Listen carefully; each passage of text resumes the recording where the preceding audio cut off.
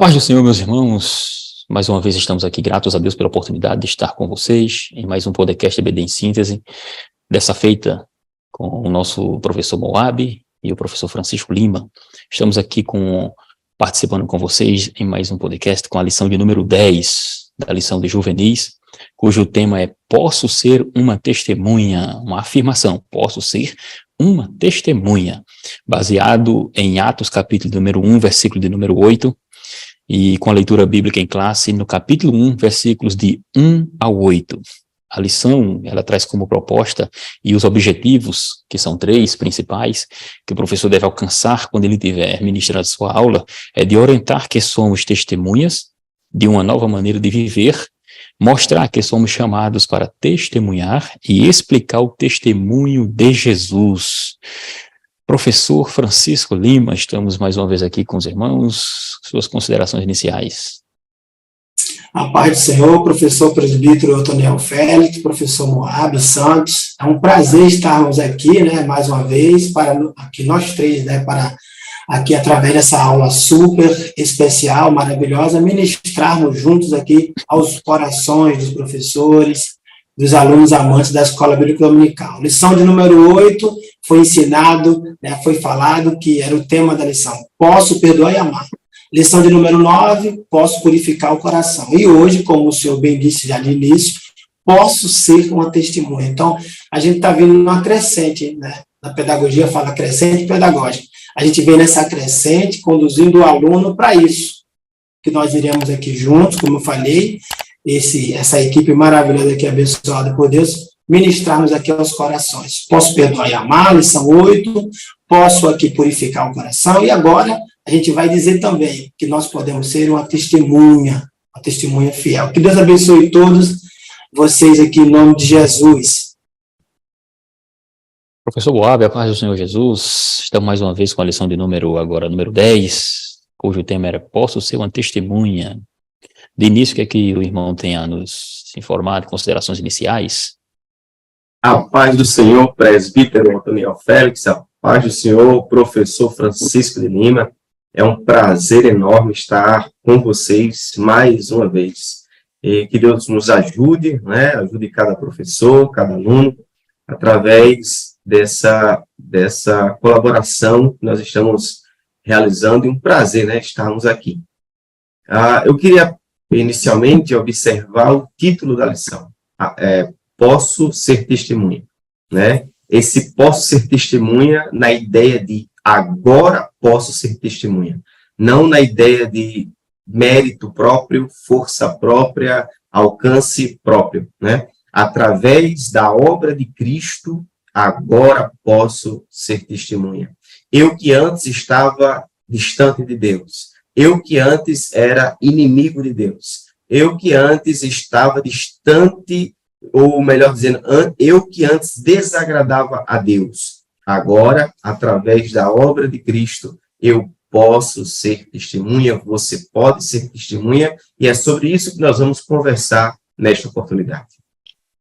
A lição está baseada no livro de Atos, capítulo de número 1, versículo de número 8, que diz assim: Mas recebereis a virtude do Espírito Santo que há de vir sobre vós, e ser-me-eis testemunhas, tanto em Jerusalém, como em toda a Judeia e Samaria, e até os confins da terra. Atos capítulo 1, versículo 8. Então, de início, vale citar que o livro de Atos, ele é consenso tanto pela igreja primitiva, bem como a igreja ali, posterior à igreja primitiva, ali, os apóstolos, os chamados pais apostólicos. É consenso que o livro de Atos ele foi elaborado, foi escrito pelo evangelista Lucas, que também o evangelho leva o seu nome, Lucas. Então, o nosso irmão Lucas, chamado também de médico amado, o Lucas, ele em 2 compêndios, um que leva o nome do evangelho do seu nome, Lucas, o evangelho segundo Lucas, bem como o livro de Atos, eles têm uma conotação para demonstrar a vida de Cristo, no caso, o primeiro passo, o primeiro compêndio, vamos assim chamar, demonstrando a vida e os ensinamentos do Senhor Jesus, que ele próprio diz que diligentemente buscou a fazer pesquisas, e como historiador que era também, ele analisou e de forma pormenorizada registrou todos os assuntos. E ele agora também tem esse segundo ponto, esse segundo compêndio, vamos assim chamar, que seria o livro de Atos.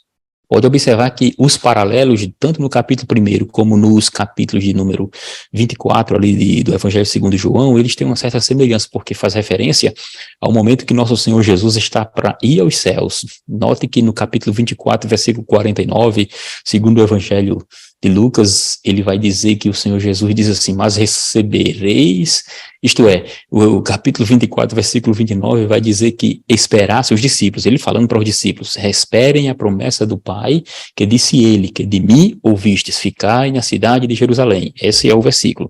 Ou seja, nesse ponto, e pegando o capítulo 1 do Evangelho segundo Lucas, também da mesma forma ele vai citar de forma paralela esse texto, quando Jesus sobe aos céus e diz que os discípulos deveriam ficar em Jerusalém até que do alto fossem revestidos de poder. Livro intitulado e também direcionado para uma pessoa que o evangelista chamou de Teófilo. Apesar de muitas discussões, é necessário frisar que, segundo o nosso entendimento, Teófilo de fato era uma pessoa, um ser humano, não era algo, vamos dizer assim, um tipo, ou um tipológico, ou era um imaginário, o Lucas deu esse nome referindo-se à igreja, não. Existem muitas discussões com relação a isso, porém nós acreditamos que pela forma, pelo pronome de tratamento que ele usa, chamando ele de um ser excelente, então isso demonstra que ele era uma pessoa, era um ser, era um homem, um ser humano qualquer, como qualquer um de nós. Isso é importante frisar para demonstrar a questão também do fundo histórico do próprio livro do Evangelho de Lucas, porque ele vai contar a história do início da igreja, as suas viagens com o apóstolo Paulo. E quando chegamos aqui na lição propriamente dita de hoje, vale frisar, o professor no domingo vai dar essa aula, e é importante fazer o conceito do que seria testemunha. Ser uma testemunha no Novo Testamento, ser uma testemunha no próprio Antigo Testamento, como se teria, como se dava, como seria. Quando se trata de testemunha, lá no Antigo Testamento, o termo mais utilizado ele tem mais um viés jurídico. Isso, segundo os teólogos, e em especial se você pegar o chamado Dicionário Internacional de Teologia, quando ele vai tratar sobre o assunto, lá no Antigo Testamento ele vai dizer que o termo é mais utilizado de forma jurídica e não com a conotação que o Novo Testamento vai dar. A conotação que vamos tratar aqui de testemunhar, no caso a respeito do Senhor Jesus, só o Novo Testamento, a partir justamente, e em especial, na verdade, com o Evangelho de Lucas, ele vai trazer, ele vai tratar, ele vai demonstrar de uma forma diversa o que seria essa testemunha. No Novo Testamento a abrangência é maior, e o termo, como Lucas utiliza, o termo em grego, Lucas vai utilizar o termo martis.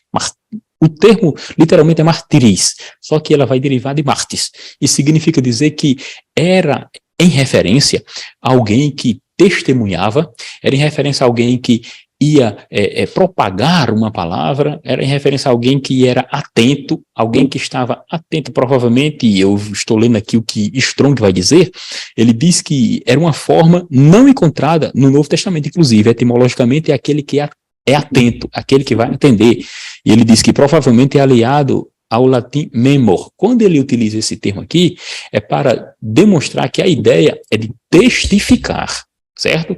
Porque existe o próprio termo para testemunhas aqui, que é martis, ele também pode ser relacionado a alguém que não vai testificar no sentido de propagação, no caso aqui do Evangelho, mas apenas de identificar alguém, ou seria um testemunho, como falamos aqui, como era no Antigo Testamento, a questão jurídica, testemunhar em favor ou contra alguém, e os Evangelhos vai trazer de uma forma grande, mais como se fosse juridicamente falando, porque lá vai aparecer esse termo em várias formas, e em especial quando Jesus ele é levado diante daquelas autoridades para ser julgado, então aparece falso testemunho, então seria pseudos mártires, ou seja, falsos testemunhos, né?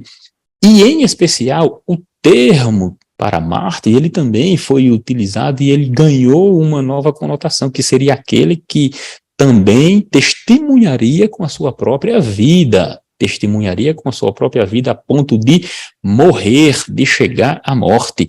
Esse era o sentido da palavra testemunha na mente do evangelista Lucas. Uma testemunha era alguém que afirmava, ou alguém que poderia afirmar aquilo que viu, ou ouviu, ou sabe por qualquer outro meio. Isso é Strong que fala. E quando tratamos realmente desse assunto, é importante frisar, porque ser testemunho de Jesus não é simplesmente falar, mas a vida vai testificar com relação à própria testemunha. Em linhas gerais, professor Francisco, quando falamos deste termo e quando utilizamos a própria expressão ser testemunhas, e a lição diz que eu posso testemunhar, o autor da lição ele está querendo trazer essa ideia de ser alguém que vai demonstrar a pessoa de Jesus, vai falar, porque ser testemunha, previamente eu tenho que ter conhecimento de alguma coisa, eu sou testemunha da pessoa de Cristo, então seria testemunha daquilo que Cristo fez na minha vida. Não é assim, meu irmão? Exatamente. Os professores, ele tem aqui na revista do professor, ele tem um ponto chamado Antes da Aula. E interessante as abordagens que aqui eles apresentam, que eles separaram aqui, pensaram para que o professor tivesse aqui como ponto, né, um ponto de apoio para ele começar falando sobre já o tópico 1, por exemplo. Aí ele diz aqui que a ideia na lição, que vai ser tratada neste domingo próximo, é de que a testemunha aqui deve ser apresentada como aquela que tem responsabilidade. Responsabilidade de entrar em campo, evidenciando questões que envolvem a nossa fé. Tá? E isso não é só através das palavras, é através de palavras, como o senhor disse, de tudo que envolve a ação, aquilo que vem depois do verbal, né, do que vai ser citado. Tá, eu falei isso, mas agora as pessoas vão me olhar. Então eu só serei, por exemplo, visto como uma testemunha fiel se tudo aquilo que eu sei que é uma verdade, que foi ensinada pelo Cristo, as pessoas olharem para mim e observarem eu sendo um cristão. Olha que isso é muito forte. Então, junto a isso, o professor, ao falar já, né, de início aqui, a partir do primeiro tópico, ele também vai ter como missão afirmar que a igreja ela tem a missão de se apresentar no mundo como alguém que é diferente. É o sal e é a luz em meio a tudo isso. Né? Porque o subtópico 1 aqui diz uma mudança que só Jesus pode fazer. Então, o sal e a luz, o cristão, o crente em Deus, ele vai mostrar exatamente isso. Que houve uma mudança na vida dele. E isso vem de dentro para fora. Essa mudança ela é especial, ela é diferente, ela é sem igual. Por que ela é diferente? Porque ela aconteceu num campo que só aquele que tem acesso para ir até as juntas e medulas, a divisão da alma e do espírito, consegue de fato transformar.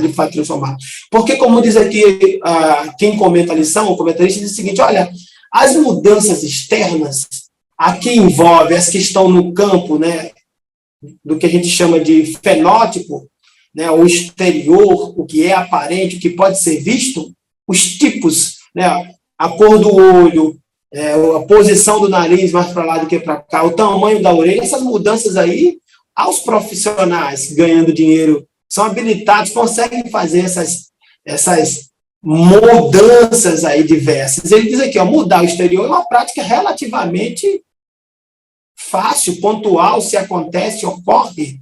Na atualidade, isso aí, há muita gente, inclusive, né, à disposição, basta ter dinheiro para fazer lá. Então, podemos mudar a cor dos olhos, cabelo, está aí. Mas a mudança interior, aí ele diz, não é assim.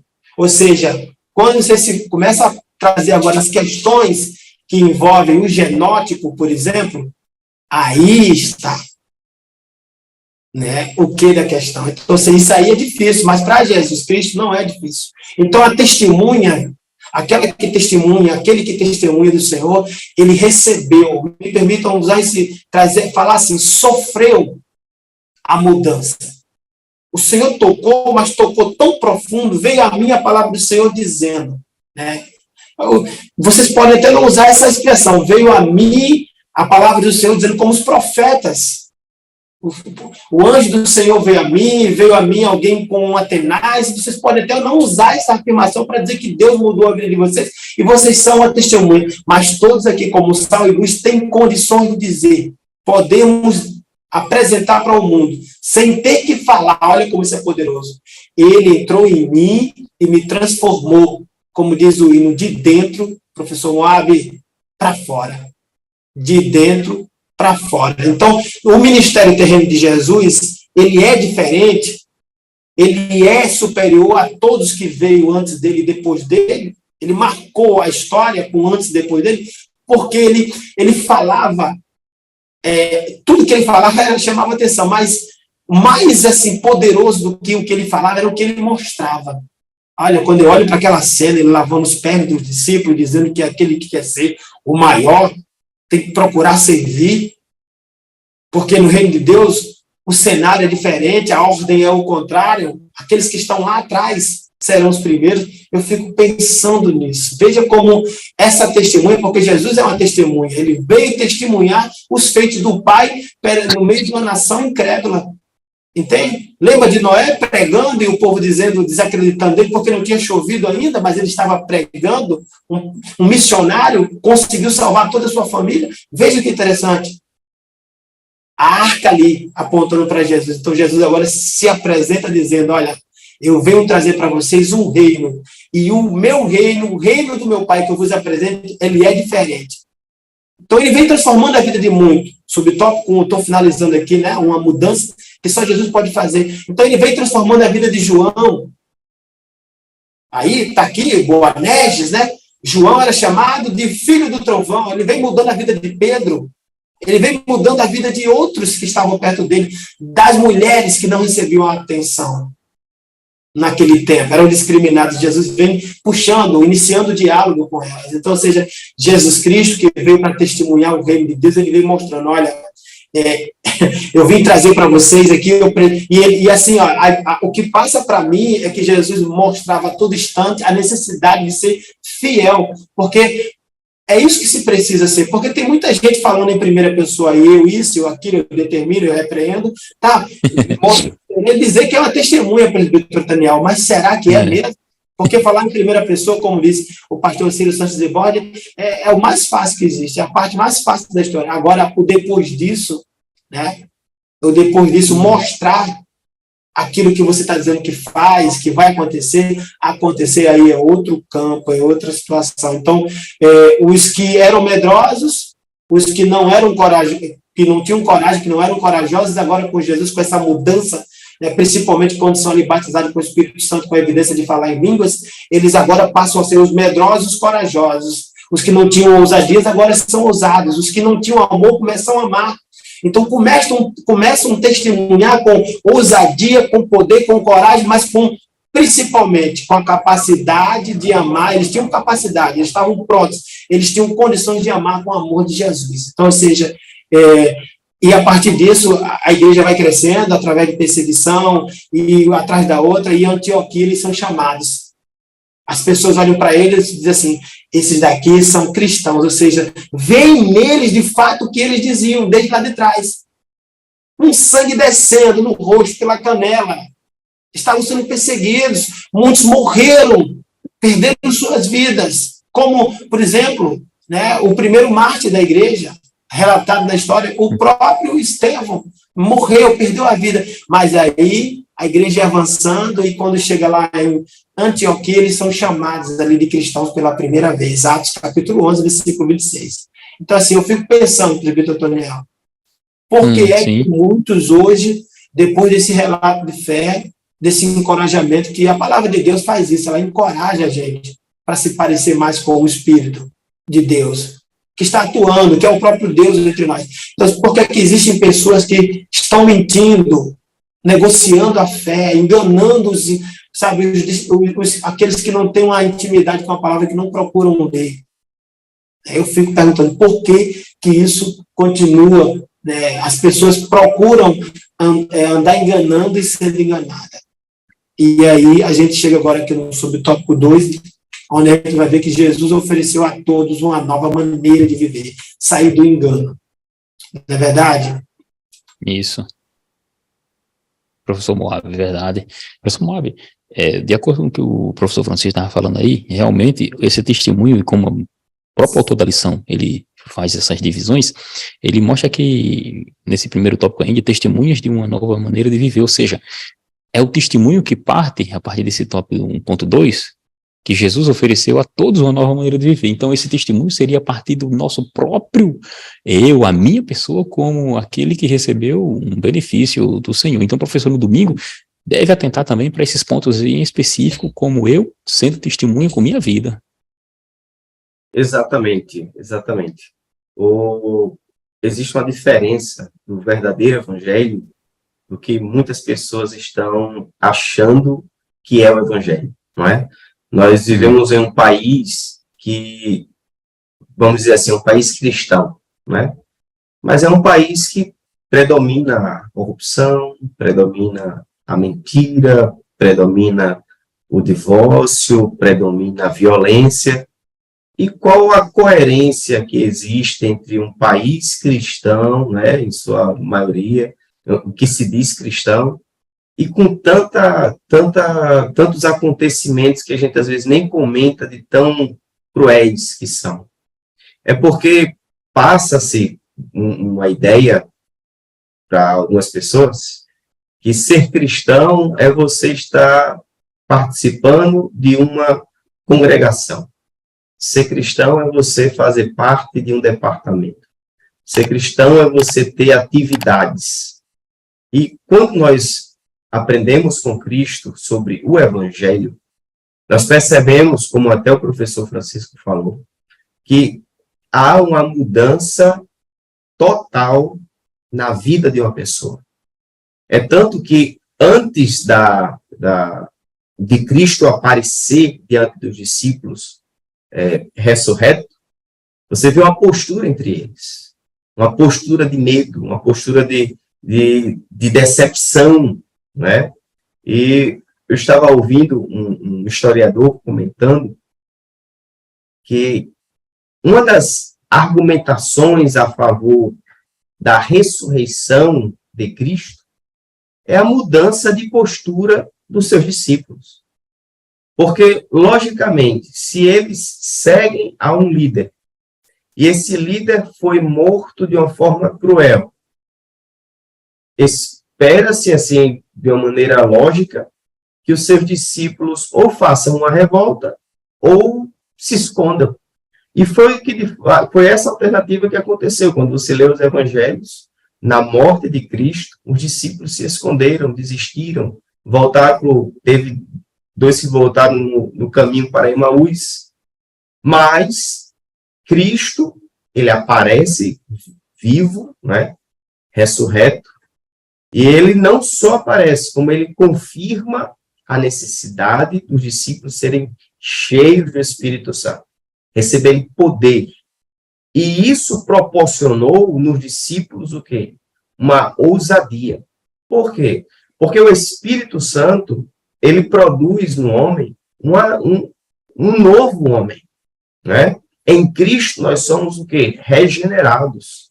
Em Cristo nós somos transformados.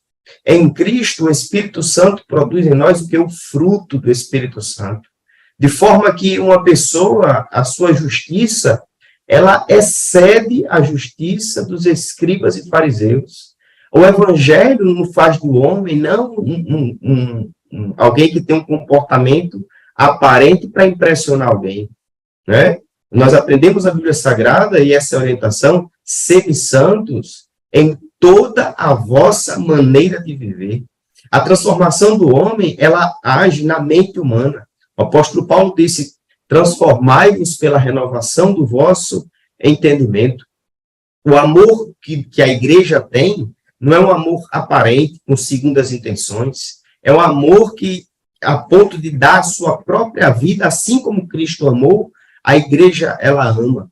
Então, a testemunha de Cristo é uma testemunha que se parece com Cristo, em sua maneira de viver, em suas decisões, verdade, em suas escolhas, não é? No seu ambiente de trabalho, na faculdade, em casa, nos momentos de alegria, nos momentos de tristeza, a ponto de falar como o apóstolo Paulo, sede meus imitadores, como eu sou de Cristo. Verdade. E essa transformação só Deus pode fazer. E fato importante é que no próximo tópico, o próprio comentarista vai dizer que somos chamados para testemunhar. E ele dá o exemplo do apóstolo Paulo. E é interessante frisar, e o professor tem que fazer essa demonstração de quem é a pessoa de Paulo, e lembrando que o próprio Paulo, tanto em 1 Coríntios capítulo 1, versículo 6, como em 1 Coríntios capítulo 2, versículo 1, ele usa esse termo inicial que falamos de martírio, só que ele vai utilizar o termo martirion para demonstrar alguém que dá testemunho. No capítulo 1, versículo 6, ele vai dizer: assim como o testemunho de Cristo tem sido confirmado em vós, ou seja, o testemunho de Jesus está sendo confirmado na pessoa. E esse testemunho é chamado de proclamação. Observe que, e quando ele cita no capítulo de número 2, versículo 1 de 1 Coríntios, ele fala que anunciou o testemunho de Deus. E quem seria esse testemunho de Deus? O próprio Cristo. Então, Paulo, como exemplo, ele traz esse aspecto do que seria esse testemunhar, o aspecto de testemunhar nas Escrituras Sagradas. Aí o nosso comentarista aqui na lição, ele traz o apóstolo Paulo como exemplo, dizendo que você certamente já ouviu falar do apóstolo Paulo. Ele afirma aqui, e ele diz mais, ele teve um encontro com Jesus. Aí, professor Francisco, o que falar do apóstolo Paulo? É claro que a gente não vai passar, senão passaríamos dias aqui falando do apóstolo Paulo, mas, em síntese, como exemplo de um jovem que tem suas dificuldades na escola, na rua, em casa, na faculdade, em todos os lugares, o exemplo que ele tem tirado de Paulo para nós, dos nossos dias atuais. Muito bem. O pastor Edmar Rosa Gomes, né, o primeiro vice-presidente da nossa Assembleia de Deus no estado do Rio Grande do Norte, ele, no culto da restauração, eu como obreiro, fico servindo a nossa igreja ali nas portas, prazerosamente, e ele sempre usa a expressão perseguidor número 1 dos crentes, meus irmãos. Quando ele usa essa frase, ele se refere a um acontecimento, um negócio de 30, 40 anos atrás, quando ele estava pastoreando uma congregação, e ele disse que tinha um certo cidadão lá que era muito agressivo, violento, famoso por ser brabo, né? E daí, uma certa vez, ele entrou na congregação, e ele era, assim, um perseguidor, sabe, desses agitados mesmo, daqueles que não descansavam. Lembra muito a pessoa do Paulo, o apóstolo, que é o que a gente vai citar agora aqui, falar sobre ele um pouco no subtópico 1, no tópico 2. Então, veja, o pastor Edmar Rosa Gomes disse que uma mulher que era testemunha de Deus, fiel, na congregação, esposa do dirigente da congregação, que estava preocupado com esse que não respeitava a igreja, ela, cheia do poder de Deus, disse para ele, né, dar meia volta, se retirar, e repreendeu ele em nome de Jesus. Ele era um perseguidor número 1 do crente. Aquele homem, né, teve a sua vida mudada pelo Espírito Santo. E daí, quando a gente fala de pessoas assim, dentro de um contexto, de um município, sabe, um habitante, alguém que mora perto da gente, ou que um dos nossos homens de Deus, como esses aí, né, o pastor Edmar Rosa Gomes, nosso pastor conviveu, assim, ele fala sobre isso com a naturalidade, como aquilo que aconteceu 40 anos foi ontem. Isso nos enche de fé. Mostra que o que Deus fez no colégio, na vida, né, daqueles que pertenciam ao colégio apostólico, né, daqueles que, como Paulo, ele teve um encontro real com o Senhor e era um perseguidor. Aquilo que aconteceu lá atrás, na igreja primitiva, há 40 anos atrás, estava correndo ainda, e hoje continua acontecendo. A prova disso é que nós estamos aqui. Nós que mentíamos, que enganávamos, que a todo instante procurávamos ser os espertos da história, hoje nós temos a nossa vida transformada. Hoje nós, como o apóstolo Paulo, porque olha, quando você vai para Atos, capítulo 8, versículo 3, o que Lucas, né? Lucas, continuando o seu registro, ele diz que este, né, Saulo, assolava a igreja. Aí o que ele fazia? Ele diz, olha, quando ele entrava pelas casas, ele saía arrastando homens, e não somente homens, ele também arrastava as mulheres. E ele tirava com sua ignorância, brabeza, com sua arrogância, eles arrastados dentro das suas casas e encarcerava cada um deles nas prisões. Veja como esse também merece o título de perseguidor número 1 dos crentes do seu tempo. Então, os perseguidores número 1 dos crentes, eu quero dizer para os irmãos, eles também precisam de Jesus.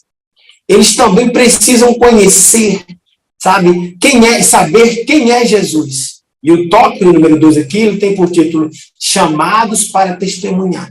Você, independente de onde você esteja agora me ouvindo, professora, professor, como eu sempre falo, se a tua sala tem 7 ou 70, fique certa disso.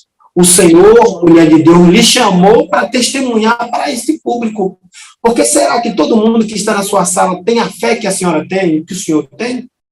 Né? Então, testemunhe com essa fé, continue, porque essa obra que a irmã está fazendo porque ama Jesus, está fazendo porque tem muita fé. Então, Paulo, este que é um exemplo de perseguidor número 1 de crente, agora passa a ser um dos que mais defende.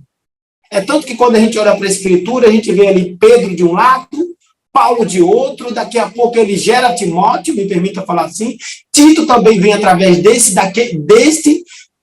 que antes odiava a igreja, que perseguia, que maltratava, e agora que passou a ser uma testemunha, é um seguidor, e agora, assim, depois de Jesus, muitos o têm como defensor número 1 do Evangelho, porque ele é o que mais produz. Quando se pensa em escrito, ele é aquele que mais fala da fé, da graça.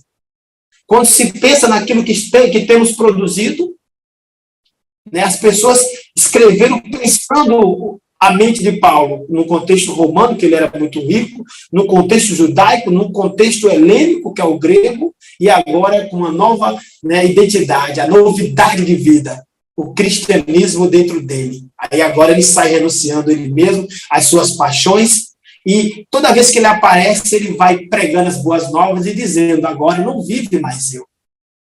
Agora não vivo mais, sabe, não é eu que escolho, agora há um que rege-me, há um que me conduz. Então, ou seja, o perseguidor número 1 de crente, como diz o nosso pastor Edmar Rosa Gomes, agora teve um encontro real com o Senhor.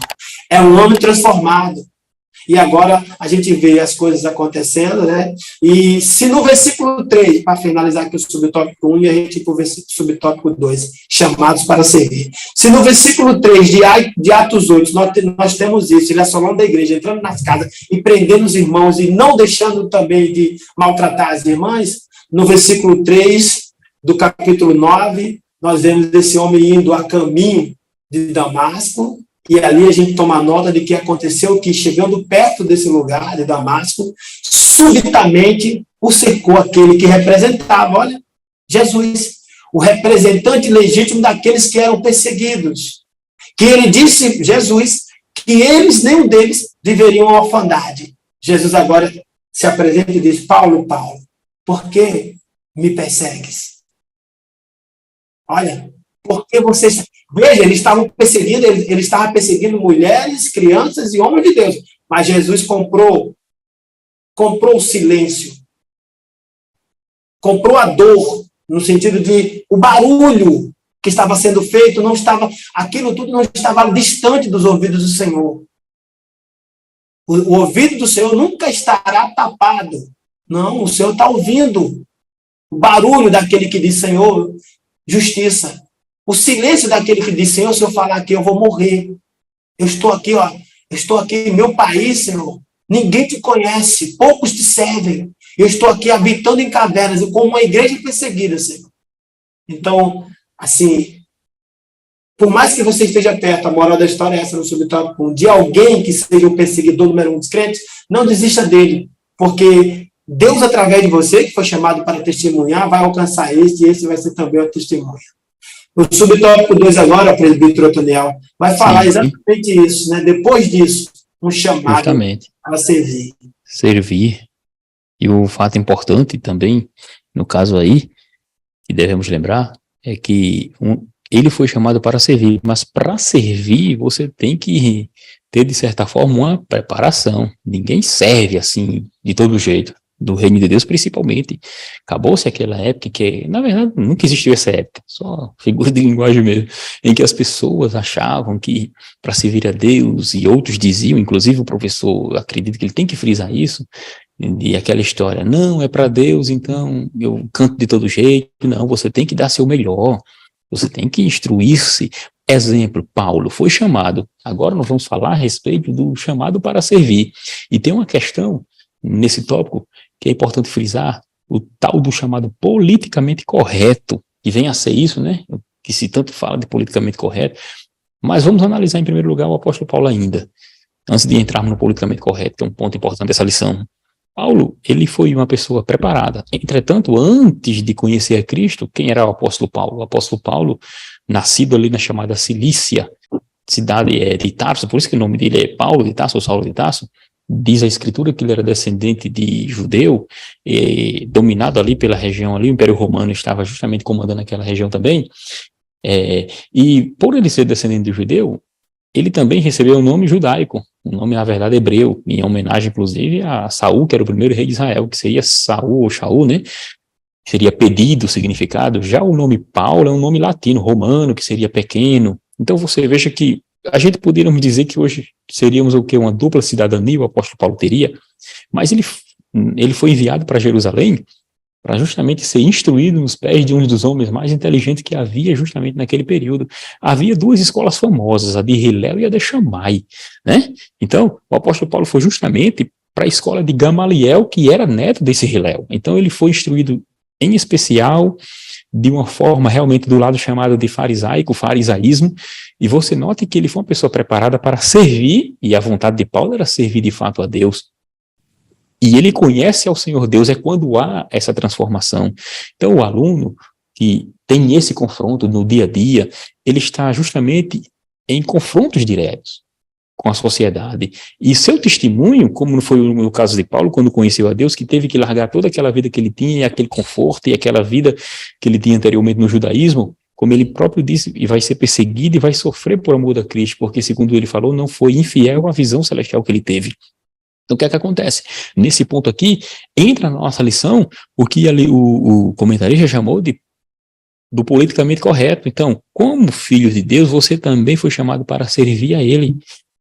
Aí ele fala aqui e ao próximo, invista em seu chamado, conheça a sua vocação, observe que a vocação de Deus, ela tem que ser entendida. Isso antes de falar no que a gente chama aqui do politicamente correto, que vai estar justamente no tópico 3, que seria o testemunho, né? O testemunho, e a gente vai entrar também de uma forma geral, já entrando no 3 também, mas sobre um testemunho verdadeiro, e aqui a gente faz um link, porque dá para juntar os dois tópicos nessa lição aqui, e nós falarmos, quando Paulo vai falar a respeito, a lição fala a respeito do servir, professor Moab, ele está demonstrando como seria esse servir e como o cristão, nessa sociedade que nós vivemos, trata esse chamado politicamente correto, porque tudo hoje em dia você não pode falar algo, você não pode dizer uma expressão mais incisiva, não, porque devido à questão do chamado politicamente correto.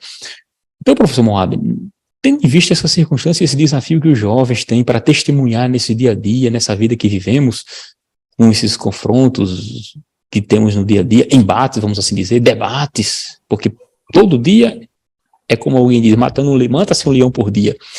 Que temos como exemplo o apóstolo Paulo em meio a essa circunstância do chamado politicamente correto. Isso. Em primeiro lugar, o apóstolo Paulo, ele não era uma pessoa leiga, ignorante, ele era alguém bem instruída, né? Ele, como já foi falado aqui, aos pés de Gamaliel, ele tinha um bom relacionamento com o Sinédrio, com o grupo que julgava, né, que condenava. E o apóstolo Paulo, apesar disso, tinha uma grande carreira pela frente, era uma pessoa respeitada, liderava as perseguições. Quando ele perseguia a igreja, ele, na verdade, estava na liderança dessas perseguições. Mas o que aconteceu aí? O apóstolo Paulo, ele teve um encontro com Cristo, né? Então, isso já nos traz uma lição interessante. O evangelho, ele é uma clareza de Deus para o homem, a ponto de mostrar ao homem o caminho da sabedoria. O apóstolo Paulo, quando ele entende que está dedicando todo o seu esforço, mas na direção errada, ele agora decide seguir o caminho que Cristo estava mostrando para ele. E nessa escolha da verdade, na escolha de seguir a Cristo, ele começa a perceber que há momentos que não é possível agradar a todos, né?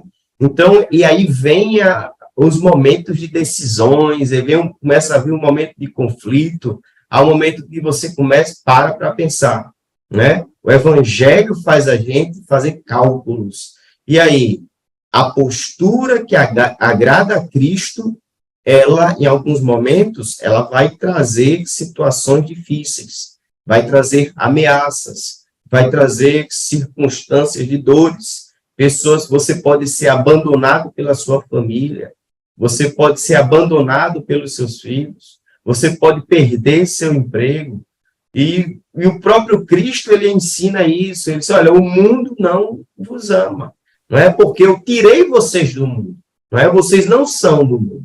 Então, quando você entende o seu chamado, quando você entende o direcionamento que Deus tem para a sua vida, você vai se deparar no momento de escolha, de decisão. E aí fica a seu critério de decidir qual caminho você deve seguir. Né? E há momentos que você vai ter aparentes perdas, mas em prol de um ganho maior. O desafio é grande, né? É enorme, né? Quem ama o mundo vai passar por um momento de decisão bem demorado, né? Não tem como amar a Cristo e amar ao mundo. Por isso que no tópico 3, ele já entra justamente sobre um verdadeiro testemunho e trata dessa questão aí, muito falado hoje em dia, que é o chamado do politicamente correto. Ele traz a ideia justamente de como Jesus atuaria. Imagina só, Jesus aceitaria essa agenda, né? Mas, em primeiro lugar, a gente primeiro tem que entender o que significaria, né? O que é o tal do politicamente correto, né? Politicamente correto, se fala tanto, mas o que seria isso? Na verdade, são expressões, né, políticas associadas a questões políticas e de se evitar, segundo eles, a ideia, né, de se evitar a ofender as pessoas. Inclusive, no nosso país, lá no ano 2004, quando o presidente ainda também era Lula, foi editada uma cartilha do chamado politicamente correto. Então, por exemplo, expressões como não poderia se dizer expressões como está escuro, referente à escuridão, ou seja, são expressões que deveriam ser evitadas. Veado, o termo veado, tinha que ser evitado para justamente não trazer o que chamava-se de problemas que poderia trazer para a pessoa que tinha alguma coisa relacionada àquela situação. Então, é uma luta, na verdade, que faz com que as pessoas elas quebrem o que um grande filósofo aí, na verdade é um psicólogo, né, lá do Canadá, chamado de Jordan Peterson, né, ele vai dizer que é uma tentativa, não só da própria chamada esquerda, do chamado liberalismo, de calar a chamada liberdade de expressão, porque você evita você dizer palavras que aparentemente seriam palavras que atrapalharia ou palavras que traria, vamos dizer assim, um problema para a vida pessoal de alguém. E, às vezes, isso não tem nada a ver. São situações, expressões do dia a dia. Você não poderia usar o termo judeu. Você vai judiar com fulano. Lembra das expressões judiar? Então, faz referência ao judeu. Então, tem que ter aquele cuidado por causa do nazismo. Então, o pessoal faz uma viagem e o perigo desse politicamente correto, ligando aqui com o evangelho, seria de exemplo, você não testificar ou não falar certos termos e como se daria a propagação do evangelho. Exemplo. Vou dar um exemplo aqui, na cartilha do politicamente correto do governo federal, está lá dizendo, não deve-se evitar a palavra homossexualismo e usar, se for o caso, homossexualidade, porque quando se fala de homossexualismo, tem a ideia de enfermidade, doenças. Ou seja, com isso você observa que são coisas que entra a questão também da chamada neutralidade. Aí entra a ideologia de gêneros, ou seja, é um perigo que o aluno, o brasileiro, o homem no mundo em si, todas as pessoas estão enfrentando nos dias atuais. Então, o que falar, como Jesus atuaria, a lição vai tratar de Jesus falando com a samaritana, como seria Jesus, foi politicamente correto falar com a samaritana? Naquela época não era. É claro que nós devemos ter cuidado para não ferir as pessoas, Deus não nos chamou para estar maltratando ninguém, mas negar certas expressões que faz parte da nossa língua, por exemplo, por uma suposta ameaça que pode ter à vida de alguém, é algo complicado, é uma situação muito complicada. E como tratar isso, professor Francisco, na sala de aula no domingo? Eu considero esse último subtópico da lição, o politicamente correto, eu estou fora, né, o subtópico 2 e o tópico 3, como uma oportunidade de ouro. É assim que eu vejo. A lição toda é importante, mas aqui ele fecha com chave, né? Uma chave de ouro mesmo aqui. porque é o que está acontecendo neste tempo, o politicamente correto. E o cristão, a testemunha fiel, é assim que nós começamos a lição, posso ser uma testemunha, é o título da lição. Ele precisa estar fora disso, politicamente correto. A agenda gay, por exemplo. Dentro desse pensamento politicamente correto, você não se fala de pontos intrigantes dentro da agenda gay, que são os interesses deles. Ninguém aqui, nenhum cristão sensato, ajuizado, equilibrado, vai odiar um homossexual, uma lésbica. Não existe isso no nosso meio. Odiar o nosso próximo. A escolha que ele fez, cada um de nós responderemos pelo que escolhemos. Não existe amor de sobra. Agora, eu não concordar é uma coisa. E é isso que dentro da agenda gay estão querendo colocar, por exemplo, goela abaixo. Eu tenho que concordar com tudo, aceitar tudo, ter como legítimo, verdadeiro, como que a minha oportunidade, né, a parte que me cabe, ou seja, aquilo que está dentro da minha liberdade de expressão, cada vez mais cerceada. Então, veja, a agenda gay, ela vem com essa ideia de querer trazer o politicamente correto. Não, aceite, cada um tem uma vida, são diversas formas de família. Como que o que eu acredito, defendo, tem que ficar de lado. E mais o que ele tem, como o que nasceu agora, tem que ser, entendeu? Exaltado, ovacionado, colocado na mídia e tido como verdadeiro. Quer ver uma outra coisa que o ponto dentro do politicamente correto, que acontece, muitos cristãos fazem, e fazem por vergonha, e outros sabem, mesmo com vergonha, que estão errando, pecando, é, por exemplo, negar o nome de Jesus. Negar o nome de Jesus. Como assim? Negar o nome de Jesus. Eu vou dar um exemplo. Às vezes você está no seu trabalho, meu querido irmão, minha querida irmã que está nos assistindo, e lá, né, tem fulano de uma religião A, religião B, religião C, religião D, e outros que não têm religião, e você fica com o negócio de papai do céu para lá, papai do céu para cá, né? No máximo você se avança a palavra Deus. Bem, o politicamente correto aceita isso muito bem, porque há milhões de religiões que o papai do céu é bem-vindo, e Deus é bem-vindo. Agora, se você se limita a isso e nunca diz que foi Jesus, aí está o diferencial, a saber, o mediador entre Deus e os homens. Nós estamos, e tem muita gente que pode ter certeza, meus irmãos, fazem isso porque não querem entristecer A, B ou C ou D. Olha, fala o nome de Jesus, não tenha vergonha do nome de Jesus, porque no final vai ser você e ele. É ele que vai nos livrar da ira futura. Diga quem é Jesus, que você é uma testemunha dele. Não se envergonhe, porque falar Deus para um muçulmano, para um católico, para um espírita, para outras religiões, vai cair muito bem. Agora, quando você diz Maomé, quando você diz Allan Kardec, quando você diz Jesus, quando você diz Siddhartha Gautama, você está começando a trazer o diferencial para a conversa.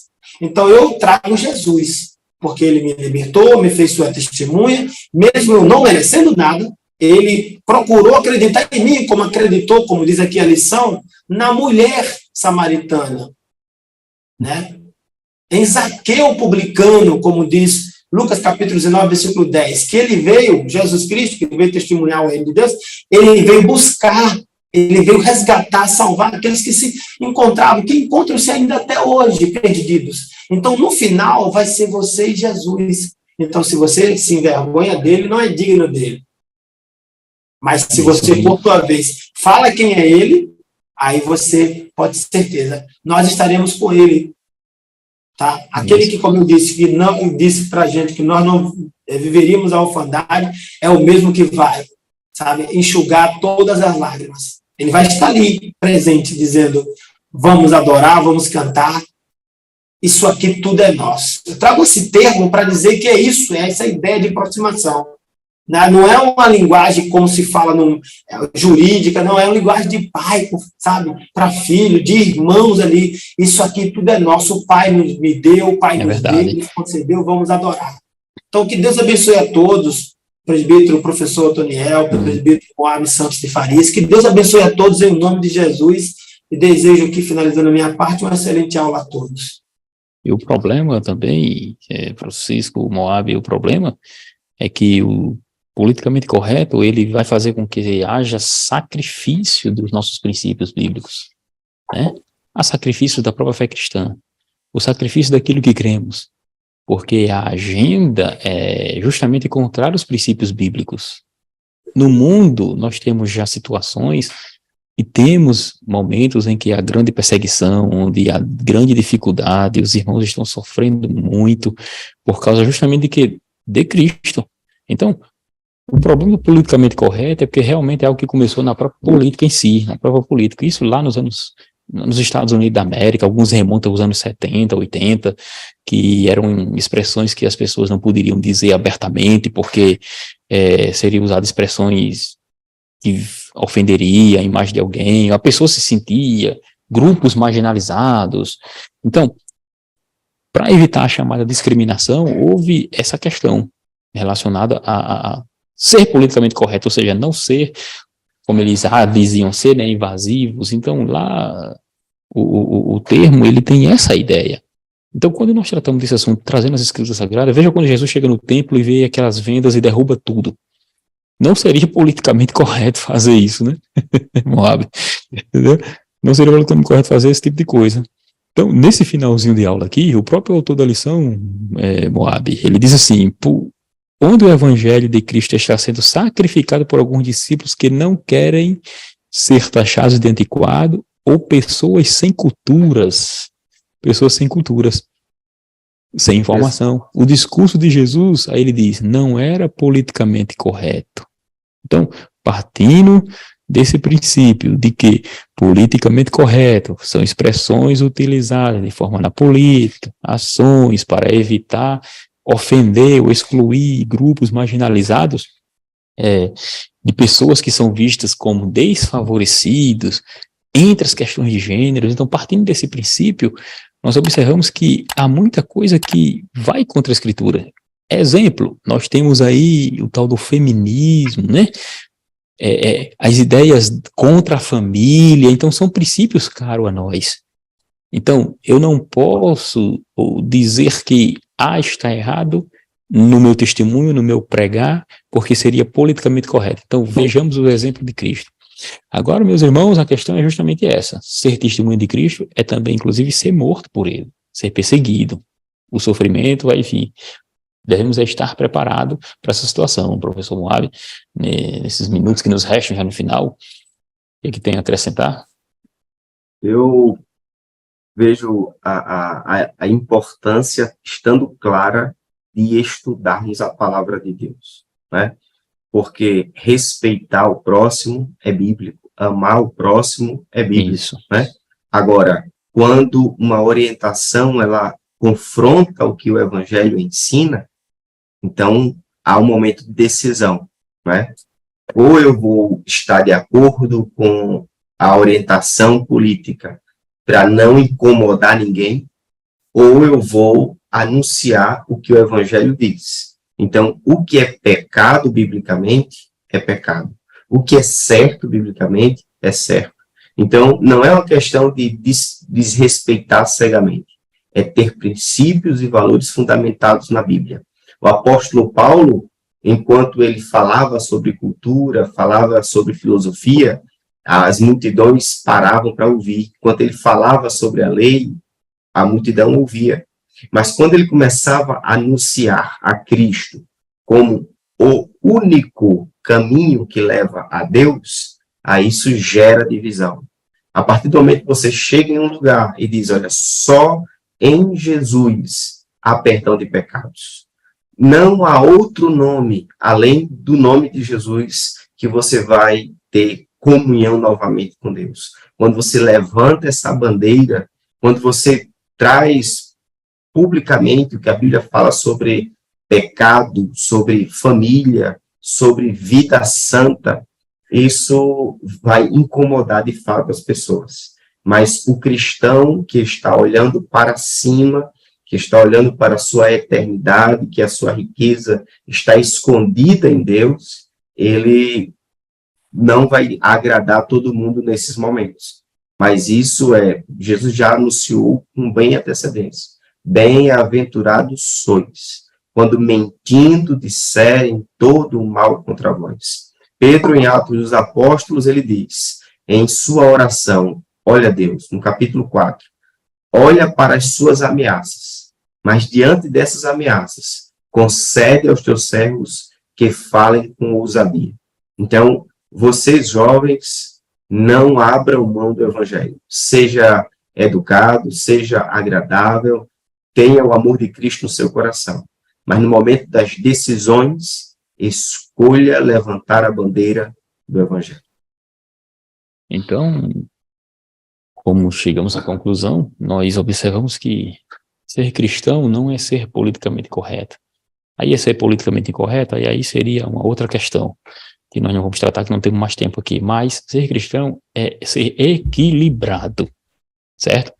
Porque a agenda do politicamente incorreto, ela está desassociada com a agenda do evangelho.